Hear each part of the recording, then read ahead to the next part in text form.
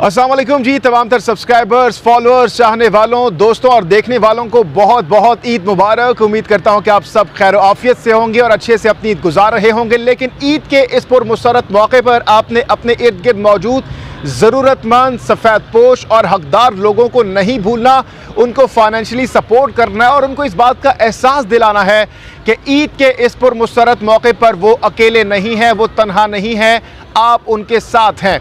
इसके साथ साथ नाज़रीन, अगर ईद के इस पुरमसरत मौके पर आप किसी से नाराज़ हैं, दिल में कोई गिले शिकवे हैं, नफ़रतें हैं, तो उन नफ़रतों को मोहब्बतों में तब्दील कर दीजिए, गले मिलिए और एक दूसरे के साथ प्यार मोहब्बतें बांटिए। इसके अलावा नाज़रीन, इस वक्त जो हमारे फ़लस्तीनी बहन भाई हैं, जो हमारे कश्मीरी बहन भाई हैं, इस वक्त जो जुल्म व सितम उन पर हो रहा है, उनके साथ इज़हार एकजहती कीजिए, उनके लिए दुआएं कीजिए कि अल्लाह पाक उनके लिए आसानियाँ पैदा करे।